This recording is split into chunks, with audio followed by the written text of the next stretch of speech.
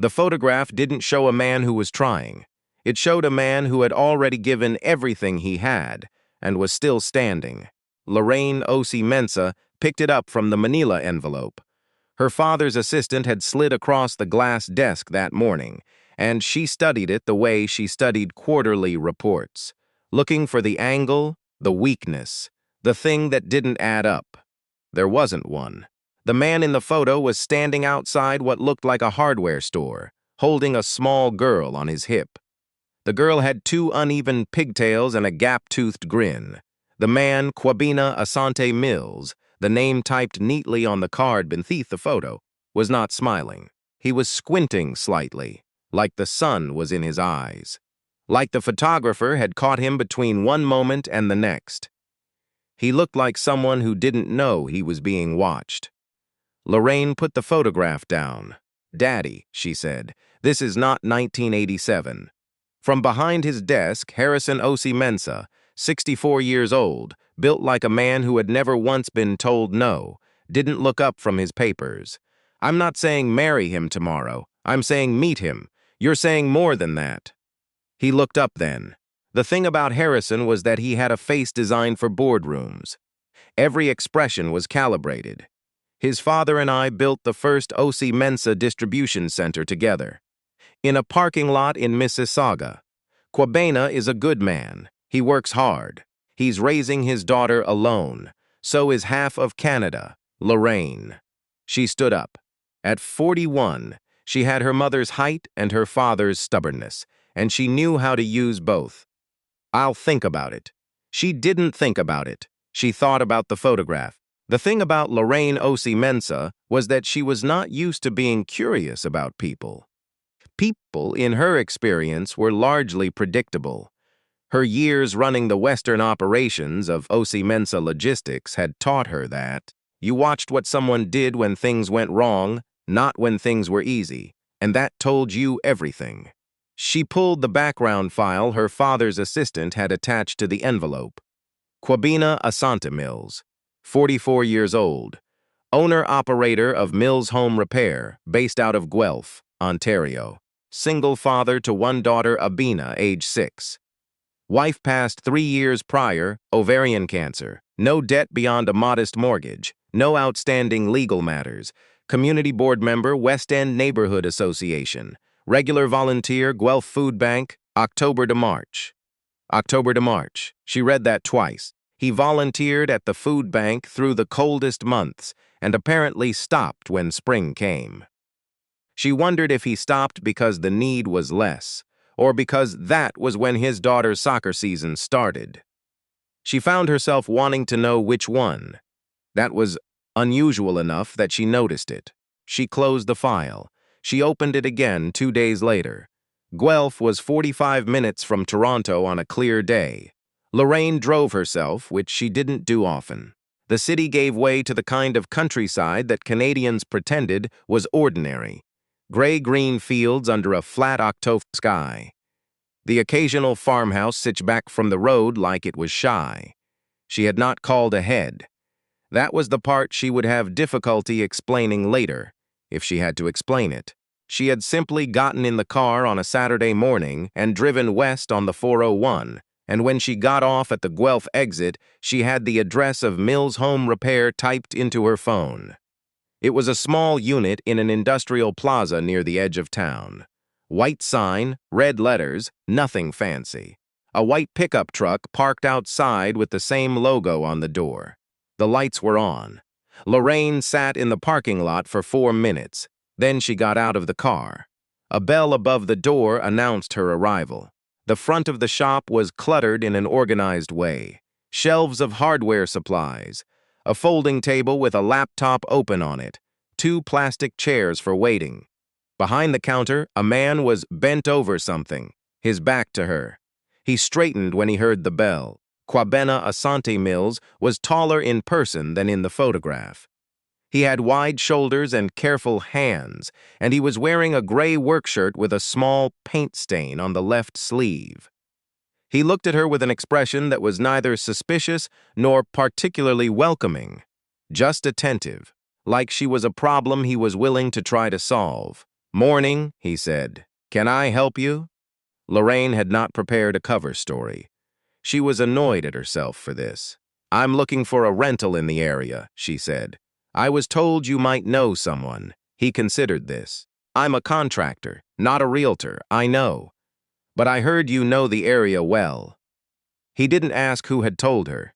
He just studied her for a moment, not rudely but not quickly either. Then he said, "There's a place on Metcalf Street. Owner's been trying to rent the upper unit for a couple months. Good bones, quiet street. I did some work there last spring. Could you show me?"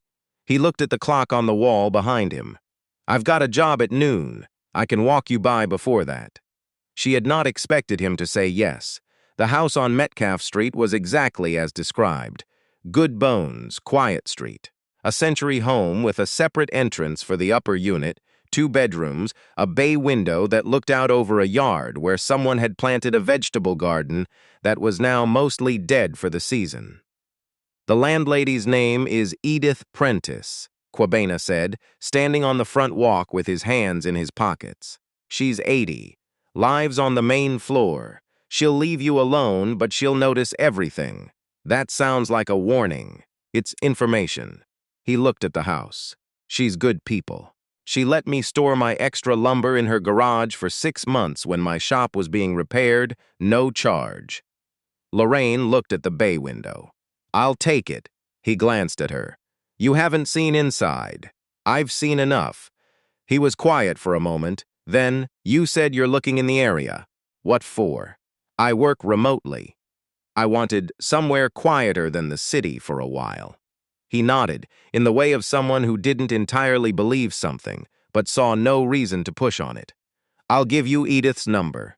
That was when the girl appeared. She came around the side of the house at a run, red coat flying, one boot half undone. She crashed into Kwabena's legs without slowing down and grabbed his hand. Daddy, there's a cat under the porch." Kwabena looked down at her with an expression Lorraine had never seen on a man in a professional context. It was not soft exactly. It was more like settled. Like everything in him had come to rest. "Is it the orange one or the gray one?" he said. "The gray one. It has something on its paw. We'll look before we go." "Okay." The girl noticed Lorraine then. She had her father's careful eyes. "Hi," she said. "Hi," Lorraine said. "I'm Abina. I'm Lorraine." Abina considered her with the unself-conscious scrutiny of a 6-year-old. "Your coat is very shiny," she said. Lorraine looked down at her camel cashmere. She had not thought about her coat this morning. She had not thought about very much this morning except getting in the car. "Thank you," she said. Abina nodded, apparently satisfied, and tugged her father toward the porch. Kwabena glanced back at Lorraine. "I'll text you Edith's number." She had not given him her number. But she found she didn't point that out. She just said, "Thank you," and watched them go around the corner of the house together. The big man and the small girl, and felt something in her chest that she could not immediately name. She moved in 3 weeks later. This was, by any measure, an absurd thing to do. She had a condo in Liberty Village with a view of the lake. She had a board meeting every second Tuesday, a standing lunch with her CO on Fridays, a dry cleaner who knew her order. She reorganized her remote access, rescheduled what she could, delegated what she couldn't, and told her assistant she was working from an alternate location for a month or 2. She did not tell her father. Edith Prentice was exactly as advertised. She was small and white-haired and moved with deliberate slowness, and when Lorraine brought up the first of her boxes, Edith was standing at the bottom of the stairs with 2 cups of tea. "I don't need to know your business," Edith said, "but I do need to know if you're expecting large deliveries, because the driveway is narrow." "No large deliveries," Lorraine said. "Good. The heat comes on at 6 in the morning. If you find it too warm, there's a valve on the radiator." Lorraine took the tea. It was strong and slightly too sweet. "Thank you, Edith. I knew your friend Kwabena's mother-in-law," Edith said as if this were an ordinary sentence, "before she passed. She used to bring me peaches from her tree." She paused. "He's a good man. He doesn't complain." Lorraine had not said anything about knowing Kwabena. She filed this away. "He told me about the place," she said carefully. "I know he did." Edith turned back toward her door. "Dinner's at 7 if you want it." "I make too much for one." The month had its own rhythm. Lorraine had not expected that. She worked mornings at the bay window with her laptop and her coffee, watching the street wake up. Guelph was not Toronto. People walked here. They walked their dogs, and they walked their children, and they walked themselves alone, with the particular unhurried quality of people who had chosen not to be somewhere else. She found herself watching them instead of working, and then catching herself, and then watching them anyway. She saw Kwabena most mornings because his route to drop Abena at school took him past the house on Metcalf. He walked her, rain or cold, Abena's hand in his, her small red backpack bouncing. Some mornings they were talking. Some mornings they were just walking, quiet, which Lorraine thought was unusual and then thought was not unusual at all, just honest. He noticed her in the window on the third morning and raised a hand. She raised hers back. On the fifth morning, Abena waved with her whole arm. On the seventh morning, they stopped. "Cold enough for you," Kwabena said from the walk, looking up. Lorraine opened the window. "It's October in Ontario, so no, it's not cold enough yet." He said it straight-faced. Abena giggled. "Daddy says in January you'll cry," Abena said helpfully. "I might," Lorraine said. Abena found this satisfying. They walked on. She told herself she was observing him. That was the word she used, internally, when she thought about it honestly, observing. She needed to know what kind of man he was before she could make any kind of decision about what her father was proposing. This was a reasonable, logical thing to do. She believed this approximately halfway. The other half knew that reasonable, logical people did not rent apartments in other cities to watch a man they'd seen in a photograph walk his daughter to school. What she observed over those weeks in November was this.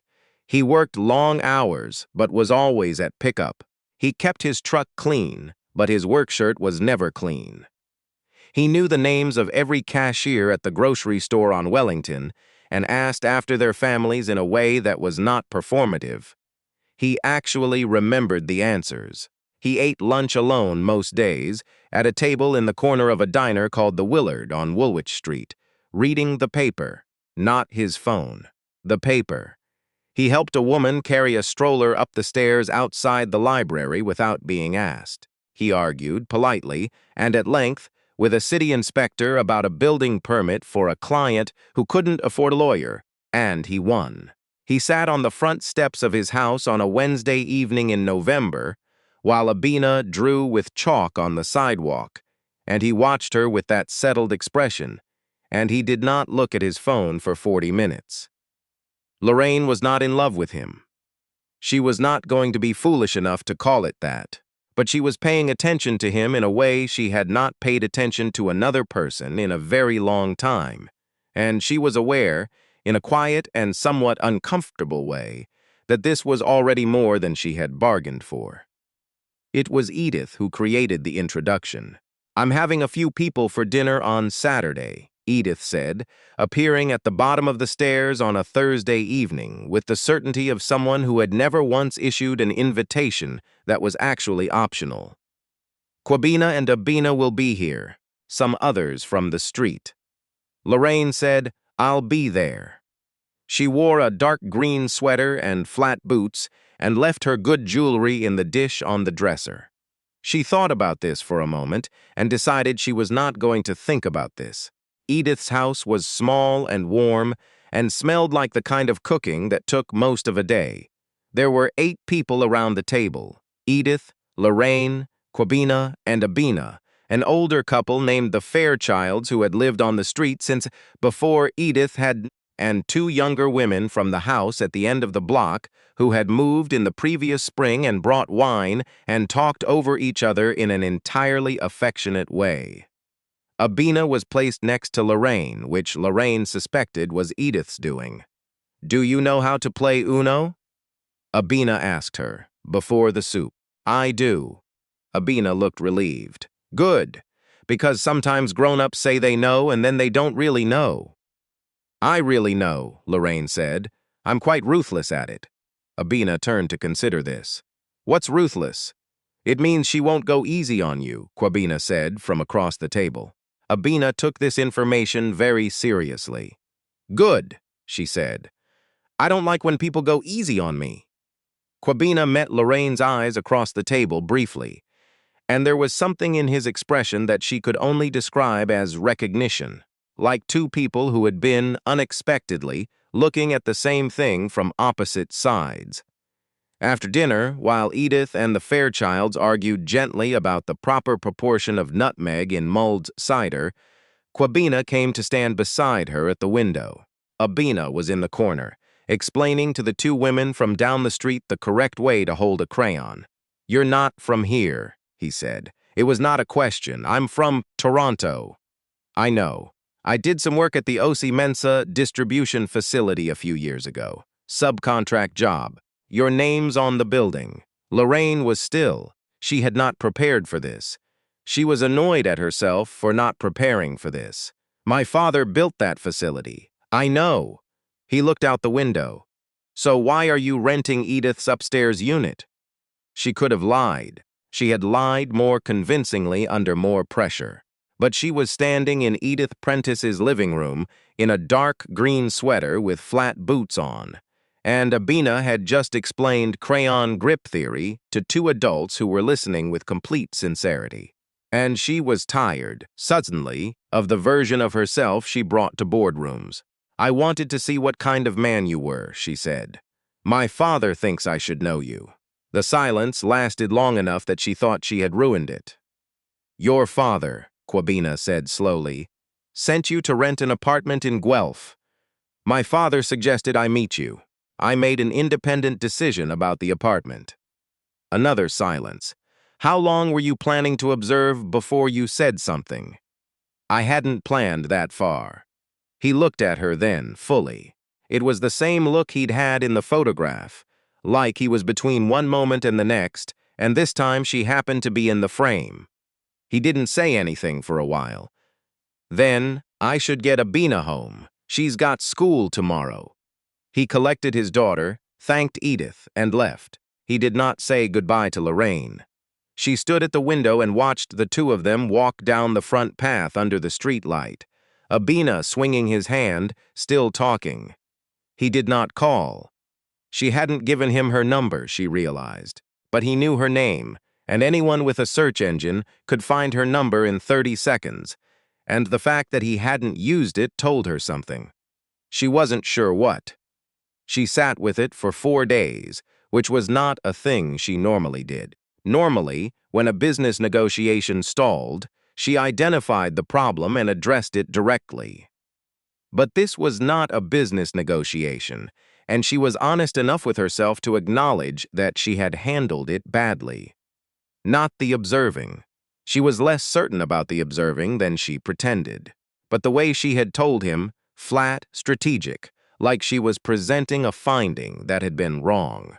She had said the true thing in the wrong register, and he had heard it as exactly what it was. A woman who had been watching him without his knowledge, for reasons that involved her family's interests, presenting her findings. Put like that, it did not reflect well on her. She knocked on his shop door on a Wednesday morning. He opened it. He looked at her with that attentive, patient expression. He did not make it easy for her, but he did not make it hard. He just waited. That was a poor way to tell you, she said. I should have been honest when we first met. I wasn't, and I'm sorry. He leaned against the doorframe. What would honest have looked like? I'm Lorraine Osei-Mensah. My father wants me to meet you. He thinks you're the kind of man I should know. I came here because I was curious what he meant by that, and I didn't want to walk into a room my father had arranged. He was quiet for a moment. That's honest. Yes. It's also a month late. Yes. He looked past her at the parking lot where his truck sat under a sky that couldn't decide if it wanted to snow.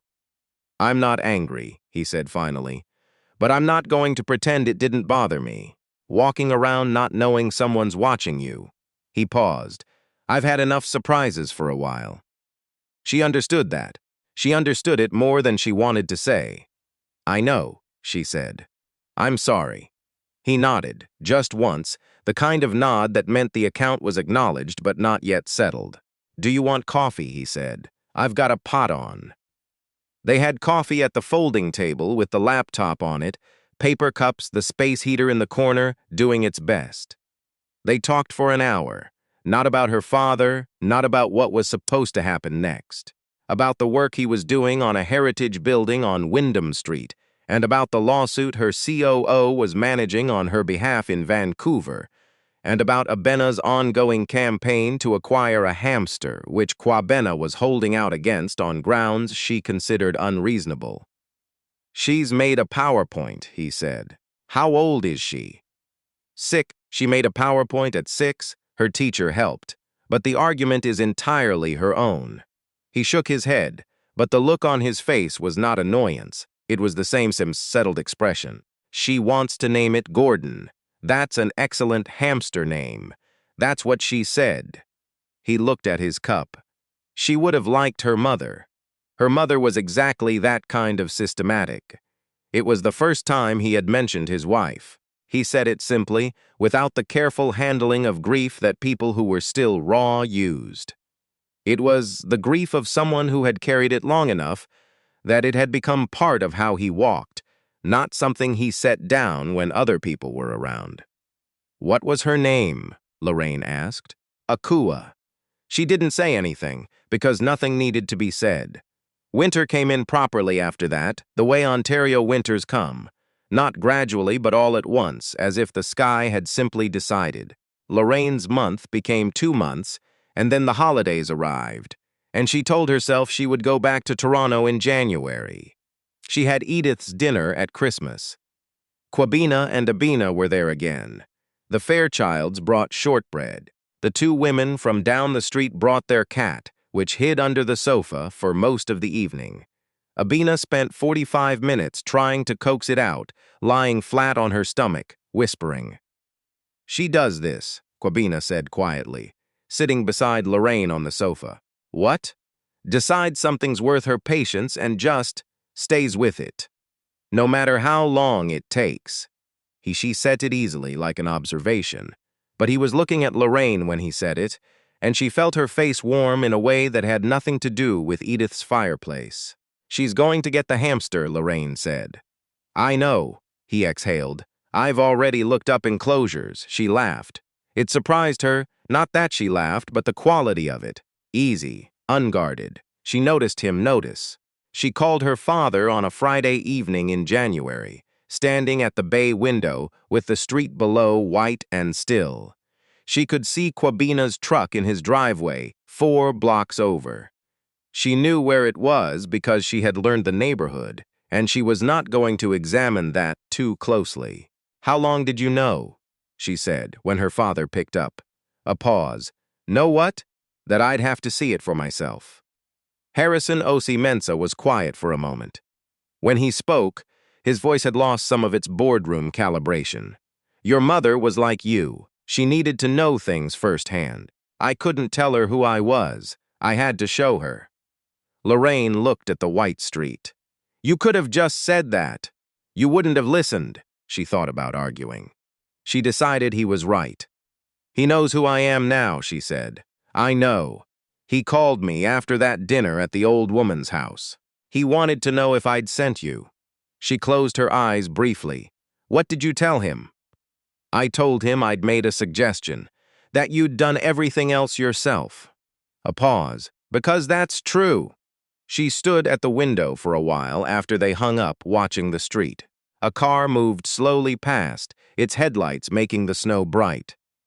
Somewhere further down the block, a door opened and a rectangle of yellow light fell across the sidewalk for a moment, and then the door closed again. She did not expect it to be uncomplicated. It was not uncomplicated. There were weeks in February where Kwabena went quiet in a way she had learned to read as him needing space, not distance. And she had to learn the difference, which was harder than any professional skill she'd acquired. There was a morning when Abena cried at school pickup, because the other children had asked about her mother. And Kwabena took her home and sat with her on the kitchen floor for an hour. And Lorraine came by later with soup from the Willard and left it at the door without knocking, and he texted that night just, "Thank you." Those two words at 11 o'clock on a February night told her more than anything else had. There was a Tuesday in March when her COO called to say the Vancouver lawsuit had been settled, and she was needed in Toronto for 3 days of meetings. And she drove back on a Sunday evening and found that Guelph on a Sunday evening was the place she was trying to get back to, not the city. She told him this badly on the phone because she said most things badly on the phone. He said, "I know," in a way that meant he'd been waiting for her to figure it out. "That's annoying," she said. "Yes," he agreed. Spring came to Metcalfe Street the way it comes to small cities, slowly and then all at once. The dead vegetable garden in Edith's yard showed green at the edges. Kwabena abandoned the chalk and moved on to a project involving the construction of a small city for beetles, which required detailed planning and Lorraine's help in sourcing suitable pebbles. "This one," Kwabena said, holding up a gray pebble from the garden bed. That's the library. Obvious." "Obviously," Lorraine agreed. Kwabena stood at the edge of the yard with 2 cups of coffee, watching them. When Lorraine looked up, he passed her one. "She's going to want to name the beetles," Lorraine said quietly. "She's already named 3. He looked down at the top of his daughter's head, bent seriously over the beetle metropolis. "She named one after you." Lorraine looked at him. "Which one?" "The one who keeps going wherever she wants, regardless of what the others are doing." She didn't know what to do with that. She thought it might be the best thing anyone had ever said about her. Her father came to Guelph in April. This was not a thing she had arranged or suggested. And when his car pulled up in front of the house on Metcalfe Street on a Saturday morning, she stood in the doorway of the upstairs unit and took a single quiet breath before going downstairs. Harrison Osei-Mensah got out of the car slowly. He had not been to Guelph since the early years. He told her later, since the distribution center was still a set of architectural drawings and a handshake. He and Kwabena stood in Edith's front yard and spoke in a way that Lorraine watched from a careful distance. She couldn't hear all of it. She heard enough.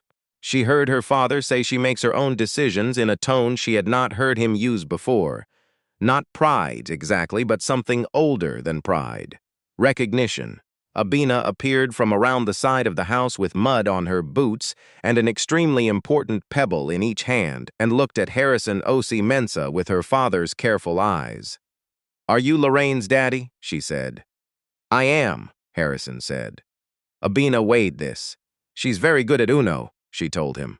"I know," Harrison said, and for the first time that morning he smiled. This is not a story about a woman who found what her father told her to find. Lorraine Osei-Mensah would be the first to correct you on that. This is a story about what happens when someone who is very good at watching things finally decides to be seen. About what a child can understand that adults spend years trying to reason their way toward. About the particular courage it takes to drive 45 minutes down the highway on a Saturday morning with no plan and no cover story. Just a photograph of a man who wasn't smiling and a feeling you couldn't yet name. Kwabena Asante-Mills did eventually get the hamster. His name is Gordon. He is, by all accounts, living well. And some Saturday mornings on Metcalfe Street, if you walk past the house with the bay window, you might see a light on in the upstairs unit, and 2 cups of coffee on the sill, and the sound of a small city being built below, pebble by careful pebble, by someone who has already decided it's worth her patience, no matter how long it takes.